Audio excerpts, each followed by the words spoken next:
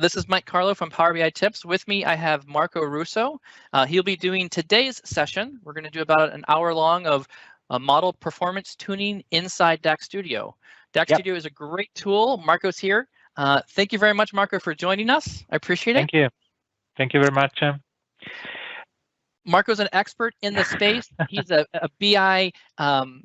You've been doing this forever. It's been a long time since you've been. In a former life, I was a developer, but yes. No, actually, yes, I've been doing this for a while. So I used the analysis services since the first version that was called OLAP Server for SQL Server, something like this.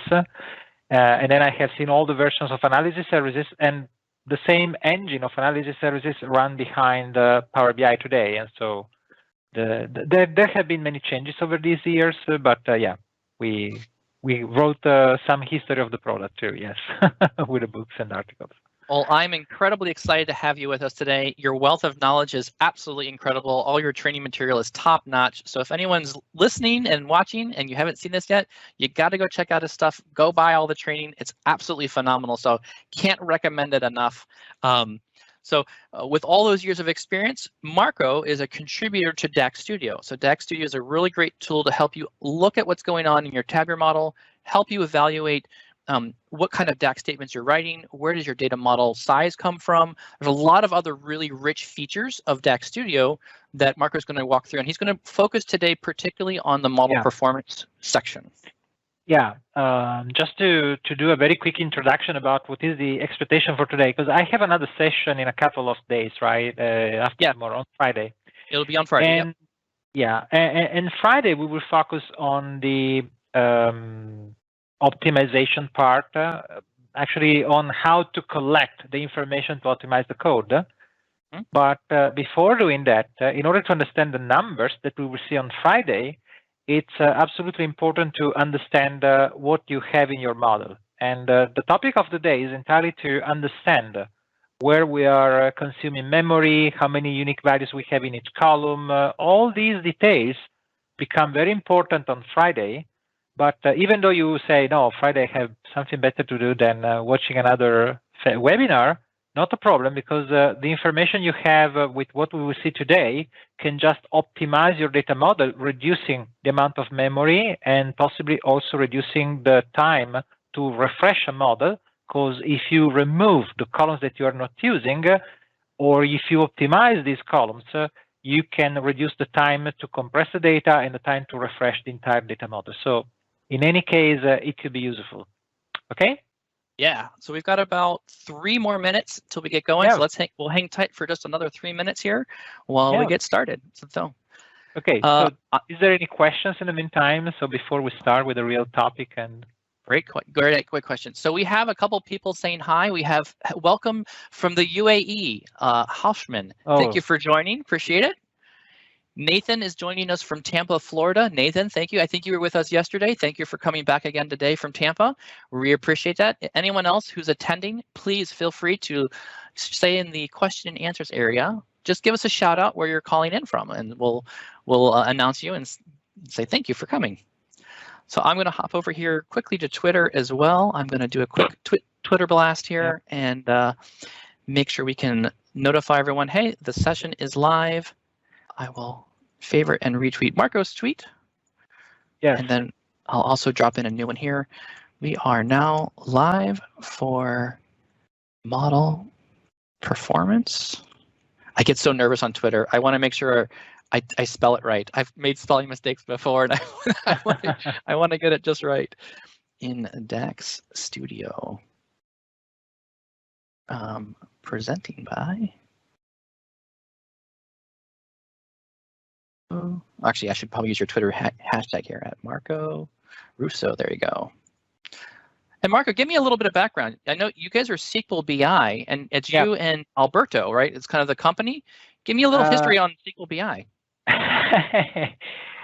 SQLBI has a name that it was a good name because it was short and it was SQL Server in the middle. We were working on SQL Server analysis services, SQL Server integration services. And so we kept the name, but over the year we lost the SQL part. So we only do BI today, and we don't do reporting services, integration services anymore. Gotcha. We kept the analysis services part. Now it is Power BI, but the brand was good. The name is good. It's very hard these days to find a name with 5 letters with a .com address. So yeah, I luckily got PowerBI.Tips. Yeah, Power BI is much longer. Yeah, that's amazing. Yeah, and so we focused on producing content for data modeling and DAX for Power BI and analysis services. And most of the content actually we give it for free with our website, and we pay our bills by delivering training and providing some consulting. But we mainly do education today because we spend really a lot of time producing content and producing new training. I mean, all the articles we write are something that we do also to prepare the content for new training, new books, and so on. So that's the business model we have, basically. It's a great business model, and I'm very happy that you contribute. There's a number of projects you contribute to. You contribute to DAX.Guide, I think is another one, correct? Yes. DAX Guide is another website we created, yes, because we were too tired of not having good documentation and not having. Now, actually, the documentation today improved a lot for DAX. Yes. But the problem is that even today you cannot find certain details like, okay, this function is compatible with which version, for example. Yes. And so we needed that, and so we automated most of the content you see there is created automatically. So we don't type everything, but we can add comments, we can add notes. But when there is a new function in Power BI, the website updates automatically. We keep monitoring with the data management views, analysis services, Power BI, and so when there is a new function, it is published automatically. And sometimes also when Microsoft don't want to, because sometimes they publish a function, they thought, oh, why we didn't document this function. You know what? It's visible. Marco's got it. That's so, yes. Another neat feature. So I'm going to actually put this in the chat window. And I really like DAX Guide, and I use it religiously, kind of all the time. So it's https://DAX. It's just DAX.Guide. It's a great name. Okay. And I really like when you use this, it actually has links to articles that you talk about that are related to the DAX function. So one of the challenges I have reading DAX or learning DAX in general is just I don't really sometimes always grasp the concept. I need a little bit more help working on the examples or getting an article on it. And your articles are tied with all the DAX Guide stuff. So I think that's a really great feature, and I use that a lot. So I appreciate it. Thank you very much for that other contribution. Good. Yeah. I think we will talk a little bit about this today, because also actually VertiPaq Analyzer is an open source project, but I will explain this in a moment. So. All right, we are about at time. I'm going to go give a quick couple shout outs. São Paulo, Brazil is here from Gustavo. Thank you very much for attending. Appreciate it. We have someone from the Netherlands. Thank you very much. We appreciate you attending. And greetings from Chile. Gabriella is so excited to be with Marco Russo. I'm learning DAX with his book, Definitive Guide to DAX. So I also have a number of books, and all your definitive guides to DAX. I think there's a number of them now. 2 or 3 versions, editions? Two versions. Awesome books. So I'll go find links to those, and I'll throw them in the chat window as well. Great books, awesome reads. When you're really getting into DAX, you need to learn everything. Again, Marco is like the expert. He knows all the stuff. So I will for sure throw some more links to the books there, Marco. We are at time. I'm going to let you go. Have fun. Okay. I'm going to stop sharing, and you can go ahead and start sharing. Yeah. So, I want to share. What is the screen here? Here we go. And then. Okay. So let's taking a second to load. Yep, it's up. Okay, we are good to go. I have a full video, and I have your screen. Okay. We're great. So, where to start? So probably, if you are attending the session, probably you know DAX Studio. Yesterday there was a presentation from Darren Gospel, who is the main author of DAX Studio. I contributed to DAX Studio a little bit for a few parts that I will describe to you in a moment. And this is the website where you can get the DAX Studio and also look at the documentation of DAX Studio. There are a number of pages that provide you information about the features of DAX Studio and many things you can see. Now, today we will talk about DAX Studio and another tool that I wrote a few years ago as a separate tool from DAX Studio, but now in its version 2 is also merged with DAX Studio, even though it can be used outside. So it requires a little bit of understanding, but we have 1 hour, and I will try also to keep space for the Q&A. So why you have to use DAX Studio? So the idea probably is something you know. You might have an analysis services database or a Power BI desktop file or a Power Pivot file. So you have 3 possible tools that have the same engine, which is the tabular engine that internally has a in-memory engine that is called VertiPaq. And VertiPaq is this engine that keeps the data in memory compressed in a column storage that provides provides data very quickly for queries like those that you run in Power BI Desktop. For example, the model you see here is a model that has 12 million rows, and you see when I click on a slicer, you get immediate answer, immediate reply. So you don't have any version of SQL Server or other databases that is so quick when you run a query without having an index, without having something prepared in advance. So there is nothing prepared in advance here, and every time you run a query, the engine scans the data in memory. So if I take a look at the model here, I see that this is my model, is a typical Contoso database. We have several tables. We have here a big sales table with a number of tables around, which are a country, a customer, and so on. And if I look at the data, if I look at the tables I have, if I click on sales, you see that this table sales has 12 million rows. You can see the number here at the bottom, this corner. And 12 million rows are the rows that we have in this table. I can scroll up and down along this table, and I can imagine this requires space. But it could be surprising to see that actually the space consumed by this table is not the same for every column. Different columns have different costs in memory because we have an engine that stores data column by column in a way that is counterintuitive if you are used to think about relational databases like SQL Server, Access, Oracle. But this approach can have many advantages when it comes to running query that usually use a few columns and you have to do operation like aggregations.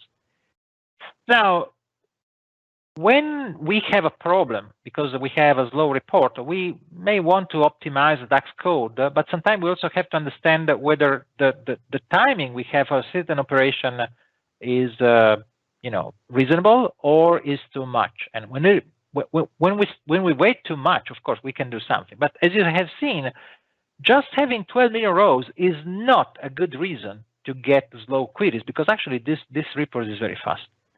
So the goal today is not to optimize the performance, but to optimize maybe the memory or even just be aware of what is going on. So DAX Studio is a tool that you can download. It's a free open source tool that you can just download as an executable file. You install it and you can connect your DAX Studio to Power BI, for example. We can also connect to Power Pivot and to analysis services, but today we connected to Power BI. So when I connected to, in this case, my Contoso file, and you have to open Power BI and then open DAX Studio, you see here the content of the model in terms of tables we have here and columns and measures. And there are a number of features in DAX Studio to work with DAX, to write a query in DAX. But what is interesting is that I can try to get some information about what is here, but how? Well, DAX Studio at the moment is still in preview, but in the next release it could be, maybe the next release will be in general availability. DAX Studio has a few features that are in preview mode, and as you see, I have enabled these features. And the feature that we want to explore today is this Show Export Matrix button. This feature exports a file sorry, not X. This feature embeds VertiPaq Analyzer. VertiPaq Analyzer is a tool to explore the content of a model. And I will show you in how many different ways we can use this tool. Moreover, there is also an additional option here just for VertiPaq Analyzer that allows you to include the TOM information in the file that you can export. I would discuss this later. It's not important at the moment. If you want, you can enable it, but it's not so important. So because I have that feature enabled, in this advanced tab, I have these three buttons: import matrix, export matrix, and view matrix. And the easiest way to use this tool is just to click view matrix. When you click this button, so remember, I just made 2 clicks so far because I opened maybe 3. I connected DAX Studio to Power BI. I made sure that I enabled the show matrix area here, and then I clicked view matrix. That's it. By doing this, I have this pane, VertiPaq Analyzer preview, that shows me how am I using the data, the memory in my model. So the numbers you see here are usually in bytes. And this, for example, this number tells me what is the size of each table in memory. This table says has 312 millions of bytes, so 300 megabytes, more or less.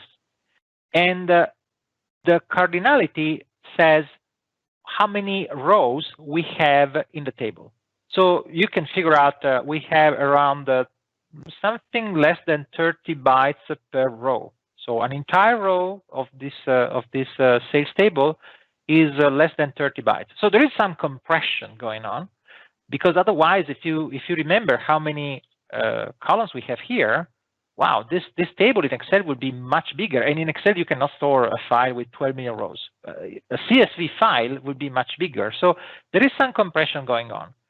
And VertiPaq Analyzer allows me to explore this information, not just at the table level, but at the column level. So what I want to do today is I want to go through these numbers, explaining you what is the meaning of these numbers.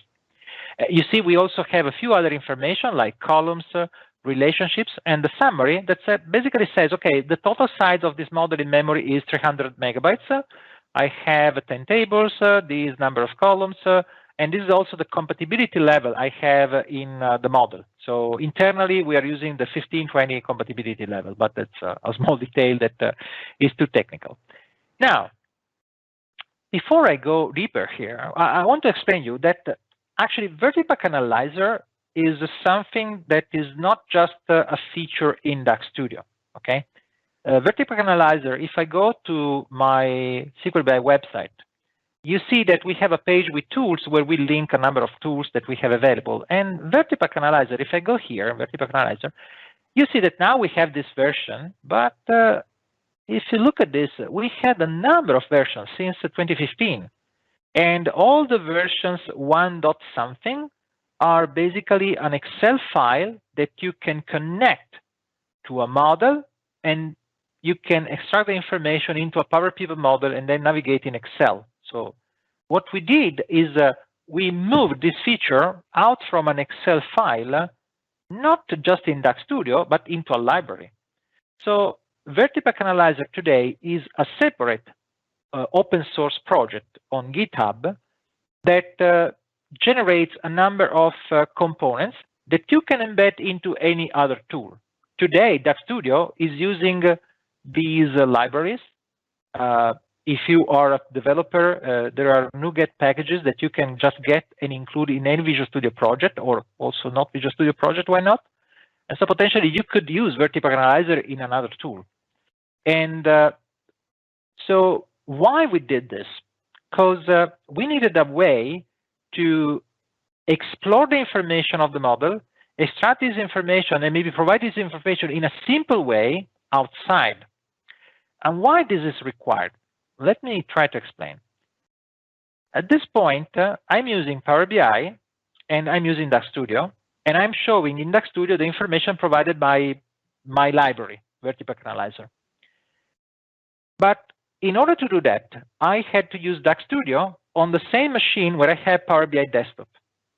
Now, sometimes you have the same problem, but when you publish the model, maybe on an analysis services server, and sometimes this server is in production, and you cannot physically access to that server. And so it was a problem to retrieve this information to do some offline analysis about the memory consumed by the server. But now that we have this feature, we can connect, we can ask to someone. I don't have access to the production database, but I can ask to someone else, please go to your server, connect with DAX Studio, and instead of pressing this view matrix button, press this button, export matrix. So now I go here, and you see there is a name here, but let's say this is Contoso VertiPaq file. So this file, VPAX, is a file that stores not the data of Contoso, but just the information I'm showing here. Okay, so if I save this file, and I go to Explorer window, I want to show you that this file is just a 49 kilobytes. So it's a very small file. Technically, it's a zip file that has some information. And why should I do that? Oh, easy, because now I can send this file by email, which is very small. And once I receive this file, let me open another instance of DAX Studio with no connection to anything. Okay, so this is another instance of DAX Studio. As you see, it's not connected to anything. I import the matrix, Contoso. Here we go, and I have my data here.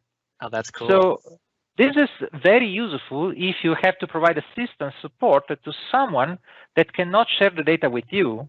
And they say, oh, this is sensitive data, we cannot share. Okay, don't worry, you're sharing the data model and the statistics about the data model. Okay, this is what we're sharing. And moreover, because we have this information in this file, we can also open the same file with another tool. So I find it very useful to use Excel to do this analysis. And so if you download the VertiPaq Analyzer file in Excel, what you have here is a button, Open VPAX file, that allows you to get the same file. Okay, I open this, I wait a few seconds. The data that I have in this file are loaded into Excel, technically into a PowerPI model in Excel. And this allows me to navigate the information of this file in Excel. As you will see, I'm showing you Excel because Excel has a few features that you don't have in DAX Studio. For example, from this point of view, this pivot table is very similar to what we have in DAX Studio. And remember, I will go to explain you what are these columns in a moment. But we have additional information, like, for example, details about how the data has been compressed, which are the data types of the several columns. So data type by data type, what are the columns of each data type?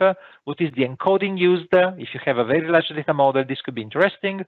And also all the DAX expressions that you have in a model for each type. So you could see here also the expression for row level security, I don't know, other expression you might have in the model for, I don't know, custom formatting, for calculation groups, for whatever you have, calculate tables, calculate columns, everything is here.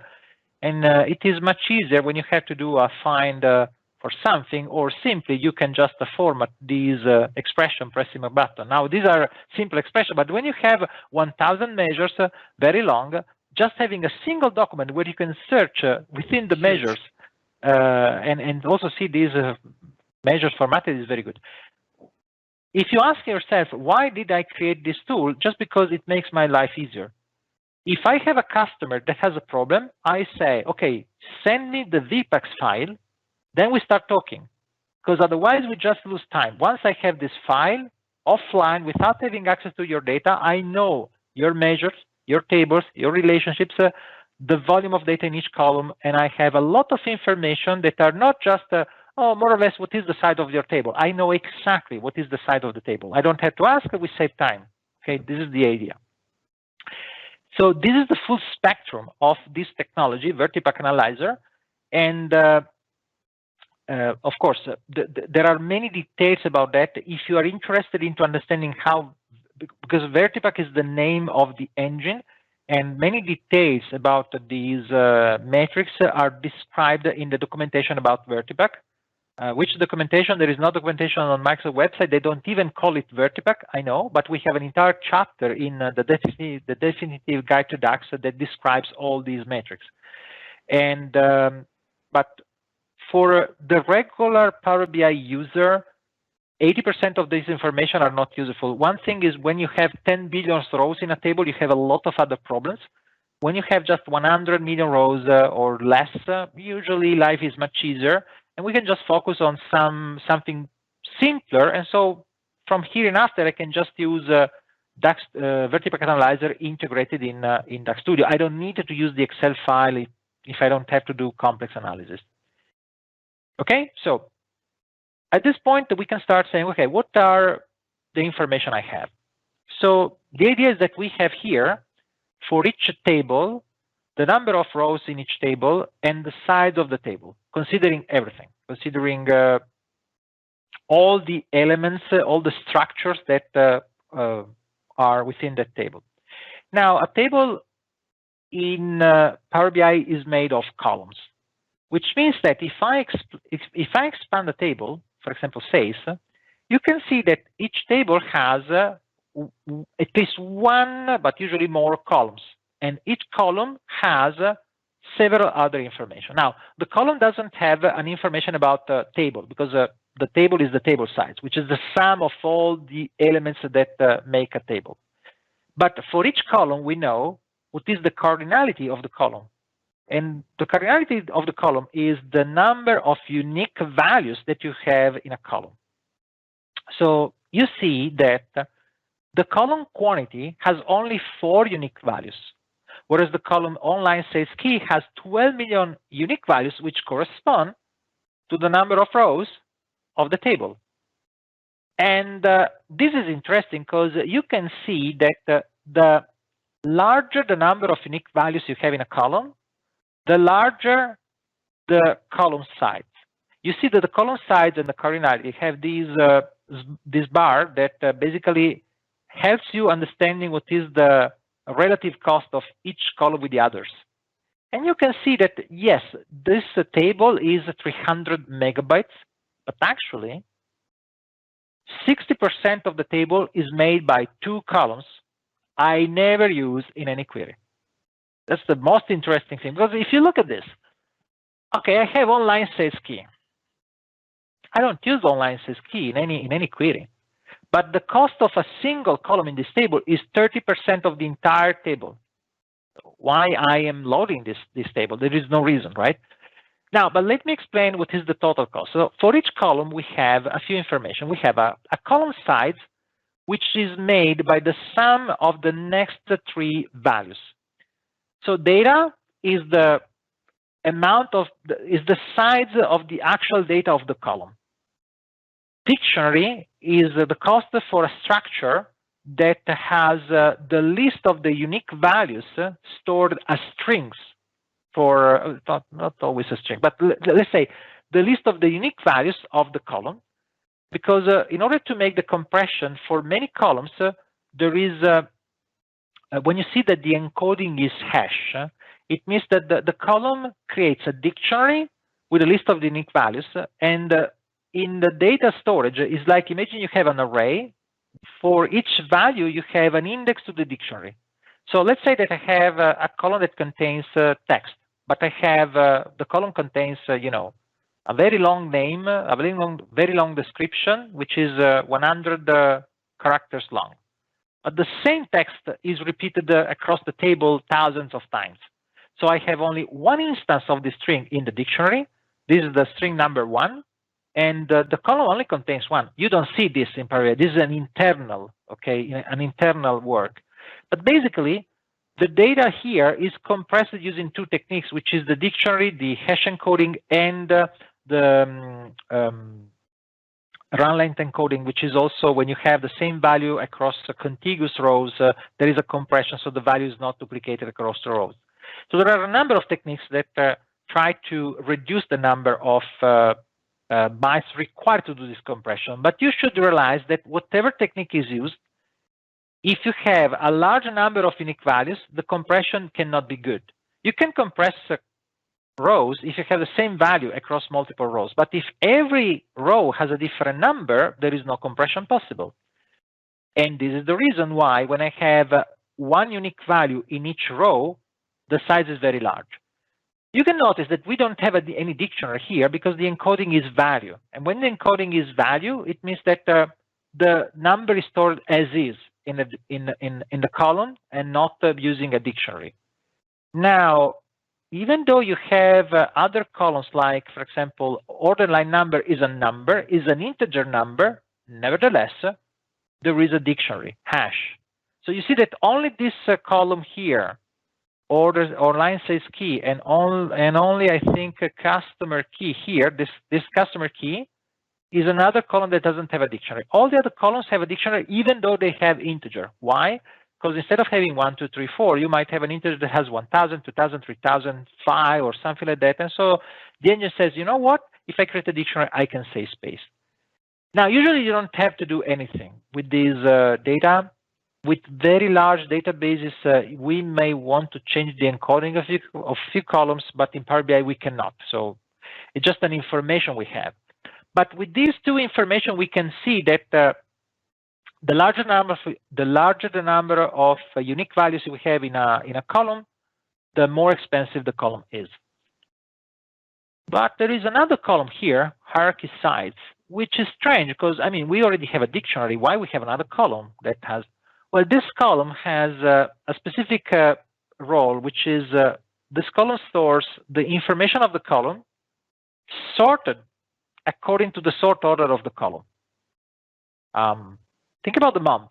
Okay, you have month sorted by month number. So the strings of that column will be sorted as January, February, March, April, May, and so on. So January is first. And even though you say, but I didn't set the sort column by, okay, there is a natural sort order. And this sort order is used to create this hierarchy size structure, which is required if you want to use this column from Excel, because Excel uses MDX that requires an additional structure. It happens that you may not want this column, you may not want this structure for a column that is not used in Excel, that is used only in a measure. And in analysis services, it is possible to disable this. When you set the property that says I don't want to use this column in MDX, you can save some memory. You cannot do this in Power BI. But this sometimes is a very expensive cost. And if you see this, even though this column doesn't have a dictionary, the cost of the hierarchy size, which is similar to another dictionary, is almost double the cost of the column. And again, this column is a column that I never use in my measures, in my report. Okay, so we can get rid of this column easily. Now, we have other information like the data type. We have information about the cost of the column compared to the cost of the table. So this is exactly 31%, and this is 30% of the entire database. So you see the relative, the ratio between the cost of the column, the cost of the table, the cost of the DB. Then we have other information about the number of segments and partition we have in the table. And this is quite interesting because Power BI has a segment that is only 1 million rows, whereas when you have analysis services, a segment is 8 million rows. Now, why this is important? When you have 10 million rows, nobody cares. But if you start having a model that has 200 million rows in Power BI, it is slower than the same model in analysis services just because of the segment size. And the segment size, unfortunately, cannot be changed in Power BI, even though you have Power BI Premium. Yes, ask to Microsoft that they set this property, because actually they could change this, but you don't have an UI to change the segment size. So the segment size is good for Power BI this way, because if it was bigger, you will need more memory to process a model in Power BI Desktop. So it's a good tuning for Power BI Desktop. It's not the ideal size for the server. So unfortunately, when you publish the model on Power BI, the servers, they don't change the segment size. Again, for a model with 10, 20 million rows, we don't care about this number. and I skipped intentionally this column, referential integrity violation.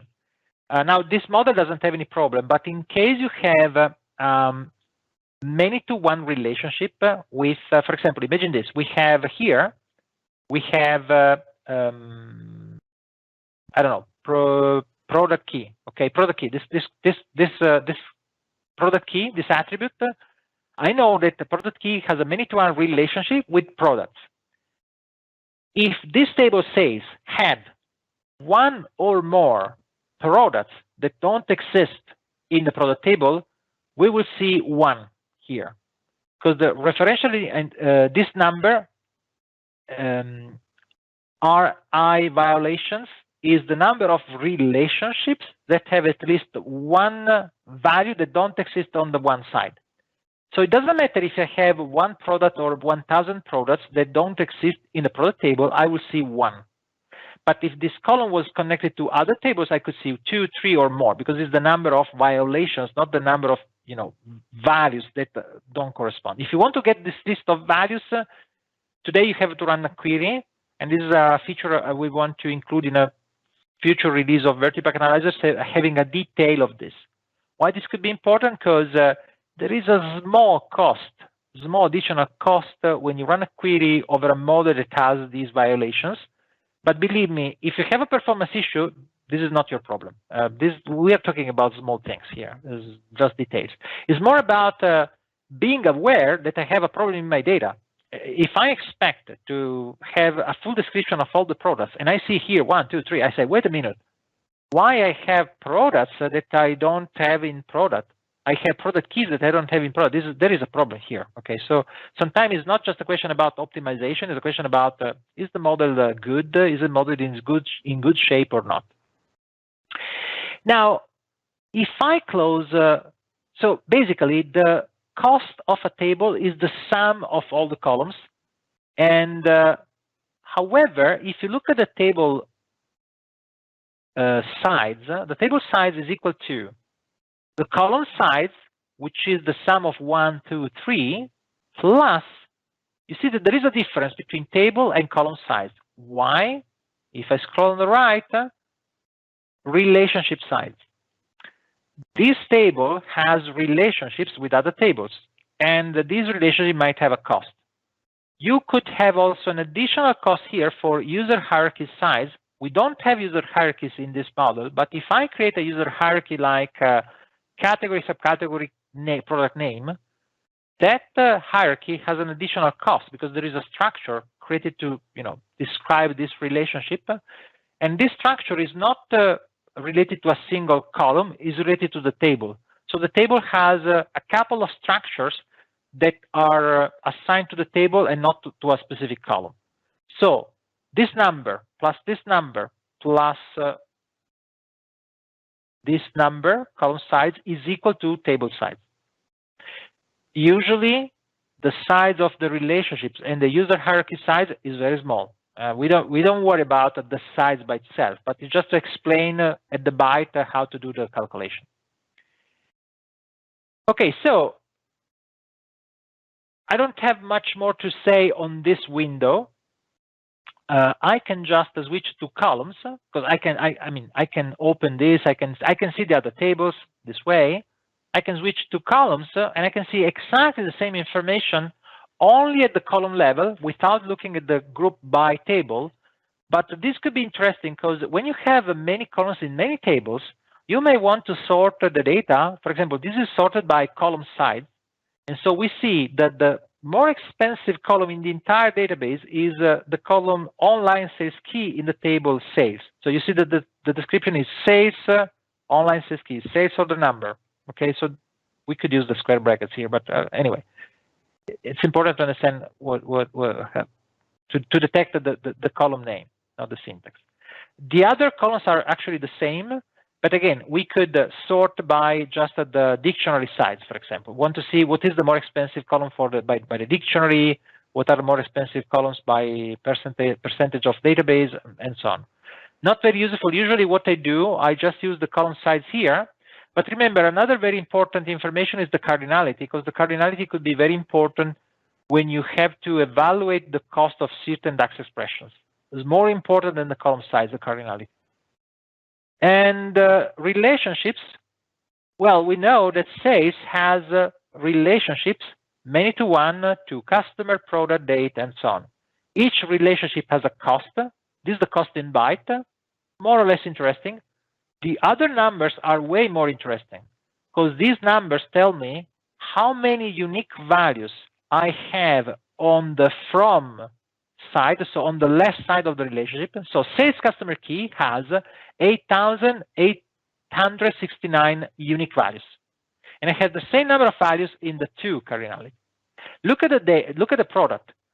This number is saying I have one product on the one side of the relationship that is never used on the sales side.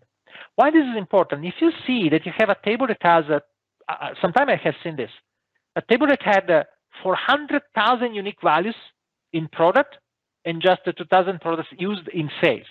Well, maybe I'm loading too many products in the product table at that point. I could save memory this way. And the same for the other tables. But this is just to explain why we have these two numbers. For example, here I can see that I have 5 years in the date table, but only around 3 years used in sales. So probably I could get rid of a couple of years in the date table, maybe more. Maybe I have 7 years here. Yeah, 7. And finally, the summary. So as you see, there are additional information in the Excel version of this, but this is usually good enough to do what? Well, let's say that I want to save memory. I know, okay, if I go in my report, if you remember, this online sales key column is never used. And I never use also the order number and the order line number. Now, the online sales key probably doesn't add any value to my report. Whereas the order number and the order line number could be information that are important for some user. But you have to be aware that this information has a price. Look at what happens if I remove online sales key. Okay, I remove this column. I save 30% of my database now. So if I go back to Excel, sorry, to DAX Studio, and I, not here, sorry, because this is the information I said before. I have to go back to this version of DAX Studio here. Now I close, I don't remember if I have to press view metrics again. Here we go. You see here, sales. Now, let me sort by column size. You see that the size of the table sales is now only 200 megabytes. And now, because I don't have the biggest column that I had before, the cost for storing the order number and the order line number is almost 40% of the entire database. If you sum these two columns, it's 44% of the database. So when I have a user that says, I want everything, I say, is not a problem. Do you have money? Do you have memory? Do you have storage? Fine, because everything has a cost. And these two columns cost 50% of the entire data model. So if you really need them, I keep these columns. But remember, you are spending 50% of your memory, of your file, of your processing time to store two columns that maybe you would never use. I don't know. If you want to use them, they have a price. But the idea is that if I get rid of these other two columns, so I go here and I say, okay, I don't want this.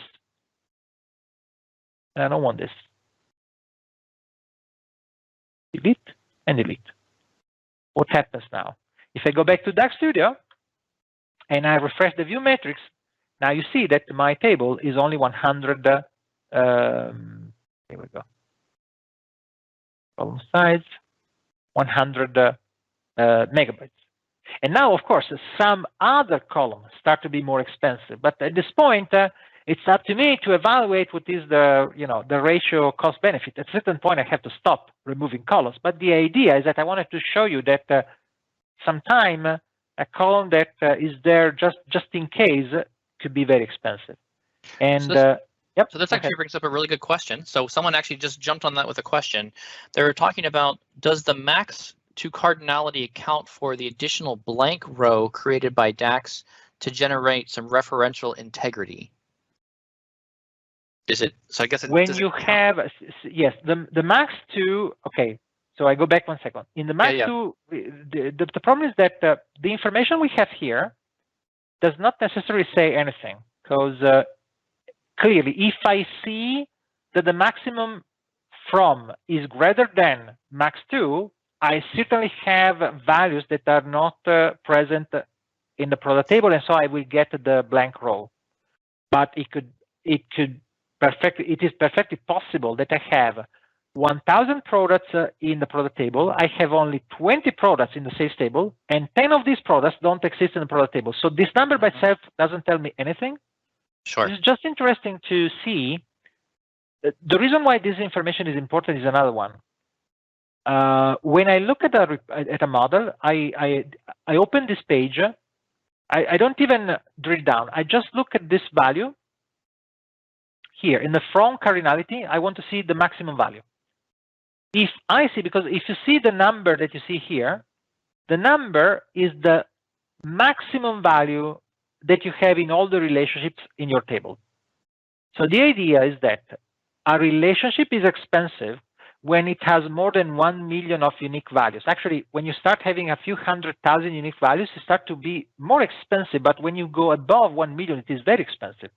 So if I look at the model and I see that, oh, there are several tables that have a from cardinality of 12 million, of 5 million, I open this and I look at what is the relationship so expensive? What are the relationships so expensive? And I know that every time I involve that relationship in a query, I'm going to pay a big price. So for performance analysis, this is important. When I check a model and I see that the largest number is 20,000, I know that I don't have a problem for the relationships, and I stop looking at this. Different things is if I have violations here, then I have in products something, an additional blank row. If I see 1, 2, 3, then I have to check what is the column that is generating the violation, and if that column has a relationship, what is the table affected. As I said, there could be a better report of these violations.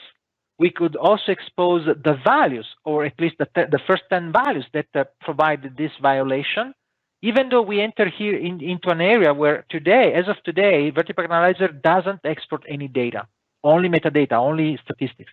The moment we query the model and we retrieve, 10 values that you don't have in the product table, wait a minute, because that could be sensitive data. Imagine that is the SSN code of a customer. You don't want to expose it, right? So we have to be careful. We have to consider an additional, request. Technically, we could do that, but is an idea that we didn't implement yet. Okay. Makes sense. Yeah, that's a great answer. There's only one other question here. I just want to clarify, and I think some people are asking this question as well. The context of what we're looking at here in DAX Studio, this is like a window into the metadata of tabular models. What we're not doing here is we're not looking at the report to see where these columns are used. That would be like a different set of tooling, correct? Correct. Okay. And the problem, let me add one word here. Sure. The only way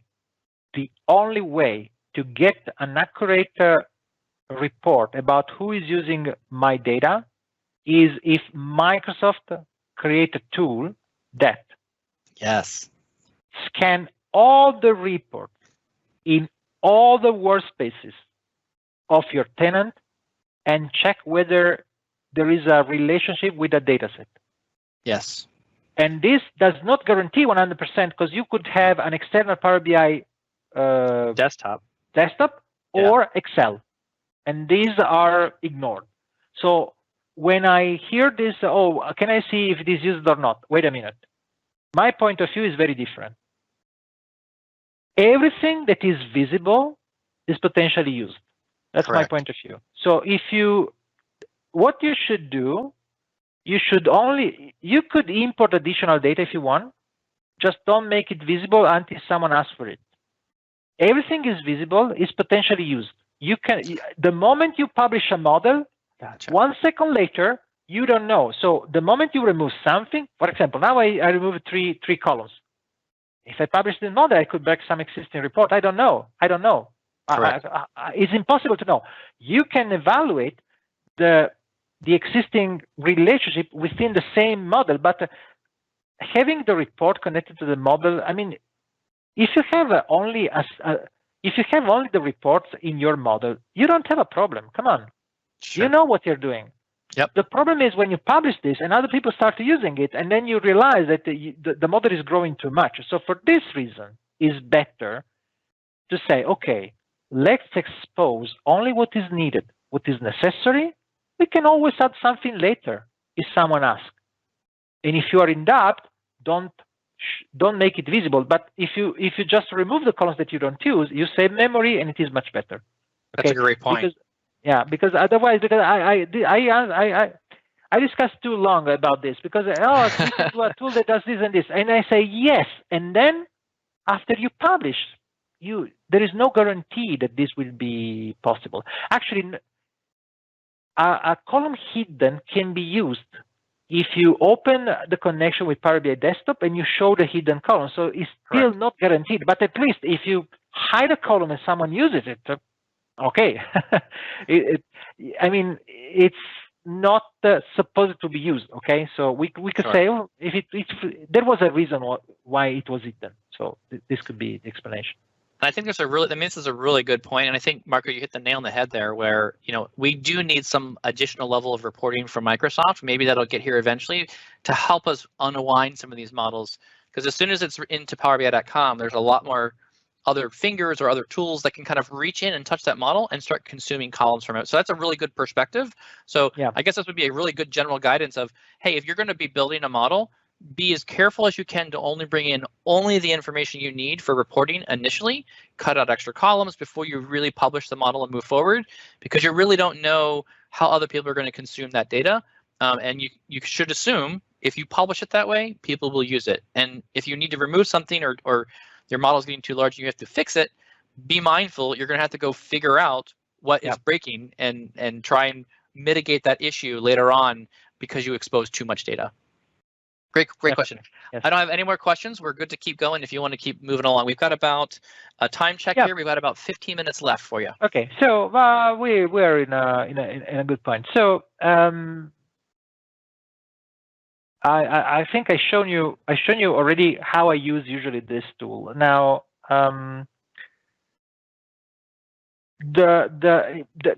more important information, in my opinion, are the column size here and the cardinality. The cardinality is the most important information I need when I have to read the DAX code, because it tells me what I should expect when there is an iterator, a filter, or a relationship. So this is the really important information. And this is important.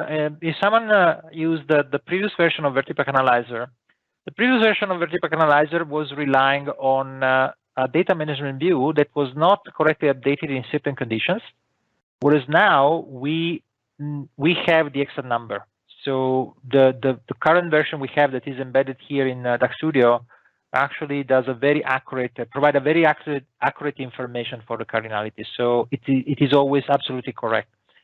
One thing I can show you, and I think if someone has to work with a remote customer, this is very interesting.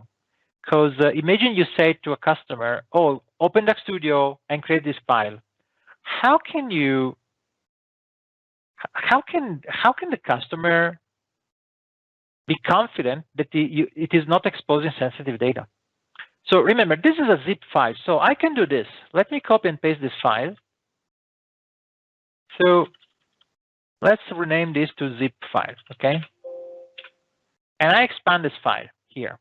So I extract all here. And this folder is my content here. You see that what we have are 2 JSON files and 1 bin file. If I open these files with, for example, Visual Studio Code, so you see that the model JSON file is basically a representation of the data model in JSON. This is not the same representation we have in the serialization of the model.bin file in Visual Studio. And the there are additional information here that are very useful for the VertiPaq Analyzer model. So the idea of having this as a JSON file allows a user to scan this file row by row and making sure we are not exposing any customer name, revenues, product name, anything. Okay, you can scan. This is just the structure of the model with additional information about the statistics. So for example, I know, oh, we have 2 segments here. This is the number of rows in each segment. We have the compression. We have a number of information. Then we get this information and we provide them in a readable way, right? But this is the information we have in the object model. Then another information we have is this file. This is another JSON file, which is just another view that makes it easier to do the integration we have, for example, in DAX Studio. So it's just another way to see the same data. We export the data in 2 ways to make it easy for an external tool to consume the information provided this way.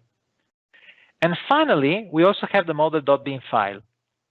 This is optional. You can disable the export of this, but this file is actually the bin file that you can open in Visual Studio or in Tabular Editor, and you can edit. This is the bin file that has actually, this is the TOM serialization of the model. So here we have the DAX code of the measures, okay? So if a customer is not comfortable in exposing the definition of the measures of the model, they should not use VertiPaq Analyzer, because VertiPaq Analyzer not only includes the measures here, but also here. Okay, so if I look for sales amount, the DAX code is also here. So just to be informed, so when you export a VPAX file, you have all the table names, all the column names, all the measure names, the definition of everything that you have in DAX. Measure, calculated columns, calculated tables, row level security, everything. But there is no data. So we do not expose any data. The moment we should include the names that violate the referential integrity, at that point that will be data. And this is the reason why I'm not very, I'm not very confident doing that, because this could classify this tool at a completely different level. So this tool only exports metadata. From my point of view, it is not a problem to export this data. I heard customers that were concerned about the IP of their measures. And from my point of view, there are too many ways to get this information, even though you don't use DAX Studio. If you can access to the model with Excel, you can get, there are ways to retrieve the same information. So I don't believe is a very, I mean, if a user can access this information, they can access everything. So if you are working with a customer, usually it is safe to ask to send this information. It's like asking to send the PBX file without data. It's the same thing, right? It's very similar. Excellent. Okay. Other questions? Yeah. So there was one question here around kind of some functionality and trying to get into DAX Studio, and the question is, when I try to connect to the options for I think they say PowerBI pivot model. They might have just said it might be an Excel pivot model. I'm not quite sure. And if I'm trying to connect, let me try this. I'll start again. I'm making the question harder than it is. When you try to connect the options to a Power Pivot model and Power BI/SSDT model, some of the options are grayed out. I can only choose a tabular server option. Is there any other way I can select other options in here? So I think what they're saying is they're trying to connect to some of the options and they're grayed out. Okay, so first of all, you can connect to Power BI only when you have an instance of Power BI Desktop open and you have the data in Power BI Desktop. If you're using Power BI connected with Direct Query or with live connection, you are, I mean, Direct Query is different. If you are using live connection, you cannot connect to that Power BI instance because you are not using the engine on your computer. You're using the engine on another server. Okay, this is the reason. For Power Pivot, you can connect to Power Pivot, but you have to start DAX Studio from within Excel. So look at what I did. this is an Excel file that has a Power Pivot model. So I go in add-ins and I click on DAX Studio from here. If you launch DAX Studio from Excel, then the connection dialog box shows you the name of the Power Pivot model. This is the only way, because why? I mean, it's a technical problem. Power BI runs analysis services on a separate process, and DAX Studio can connect to that process. In Excel, the engine is running in process and doesn't expose any connection port. So what we had to do, we had to create a, actually this is something that Darren did. We have in Excel library that creates a connection with the internal engine and exposes this through a port that is exposed here. But in order to make this possible, you have to start DAX Studio from Excel, because otherwise DAX Studio is not able to understand where to do the connection. And to make sure I'm clear about this too, there's actually an add-in that you're using inside Excel to get that ribbon to show up. Is that correct? And that's the VertiPaq Analyzer link that you showed earlier, correct? Okay, so two things. So this icon, DAX Studio, appears because I installed DAX Studio on my machine. And so Excel has this add-in to open DAX Studio from Excel. Whereas this area, VertiPaq Analyzer, is visible because I open the file VertiPaq Analyzer 2.0 that I downloaded from my website, which has a macro that also includes this ribbon. Gotcha. And the ribbon has this tool. These are two VBA macros. Okay, this is a macro that opens the VPEX file and populate the Power Pivot model that has this information. And for my DAX expression, simply get the expressions in this column, send them to the DAX formatter web service, and get the DAX code back. Because we use this, technically we have the model that I'm discussing is this one. So the VertiPaq Analyzer information have been used to load this model in Power Pivot. So these tables are populated with the result of one of the views that are in the VPEX file. If you remember, there are two files. The file that was easier to use, because there is one file is an object tree, which requires a programming language like C# to be loaded in memory, whereas the other file is a simple list of tables in JSON that we import through Power Query, and we populate these tables. So actually, this VPEX file has different uses, and one of the files inside the VPEX file is only used by this tool. Because we don't run other additional code. It's just a Power Query here. Actually, more than one, but okay. Perfect. Yeah, that's great. Great question. That was helping me clarify the difference between the two parts of the tool and how to get to them. Yeah. All right. Here's another good question. Is there any way to protect the PBIX file from an IP point of view? I think you kind of already touched on that. There's really no mechanism you can do that. It's if you connect to it, you can see it. No. And if I can say, there is no way. I mean, if you are concerned about this, change your business. Put your IP in the SQL server behind the analysis services, right? You know, do the IP somewhere else where people can't expose it, right? The protection is the law. The protection is the copyright. If you have a reason to work around the protection, you will work around that protection. So it's simply pointless. And my experience is that trying to increase trying to obscure your code, trying to apply protections, the cost for doing that for the regular users is bigger than the protection you have against the bad users. So actually, fight them. Put the money on a lawyer, not on a key, because it doesn't work. It simply doesn't work.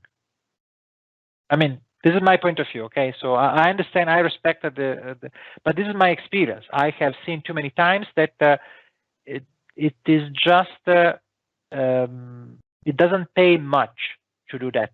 At the end of the day, unless you really have to only force 3 users that are really ignorant to pay a lot of money, but again, if it is a lot of money, probably they will pay some hacker to do that. And so, gotcha.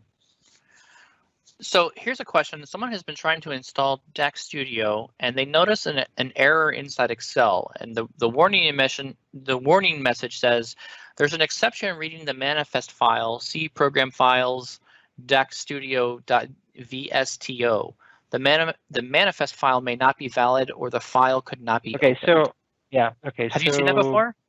I know, I don't remember exactly that, but in general, okay. In general, if we go here, my suggestion is the following: GitHub DAX Studio.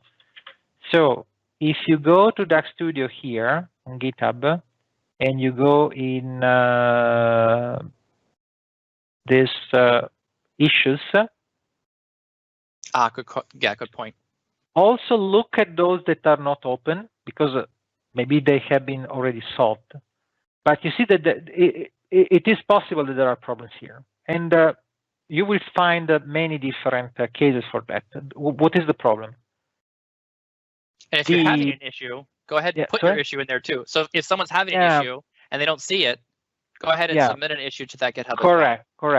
And but in general, just to provide some information about the problem, that button that you have seen requires to install a small DLL that interacts with Visual Studio for Office.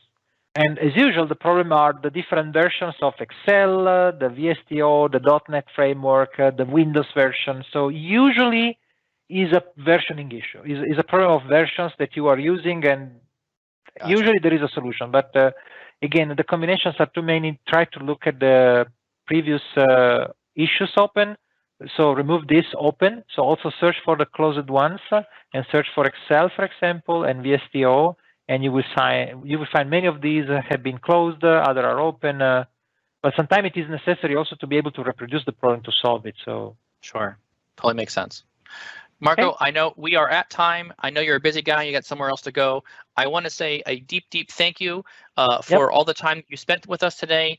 I don't think we have any more questions at this point. So let me quickly throw up the outro screen here, and we'll make sure I got that going. Share my screen. Yep. And again, thank you very much for your time. I really appreciate it. Your knowledge about this whole topic and everything that we're talking about here is just second to none. I'm always floored by how much and the wealth of knowledge. Every time I listen to you speak, I'm learning something new. So thank you very much for your time. Really appreciate it. Oh, it's great. You're welcome. And you'll be back again. So we're going to do another one of these sessions on Friday. So stay tuned.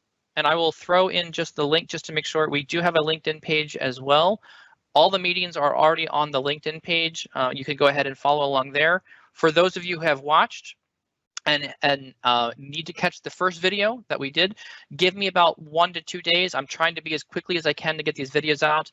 There's not a lot to edit them, but I want to make sure they're nice and high quality. And I gotta, there's all these post-editing things, blurring out some file screens to make sure no one sees Marco's computer and all the file structure on his machine. So I do a little bit of editing there, but all the videos will be posted out on YouTube, so you'll be able to get those as well.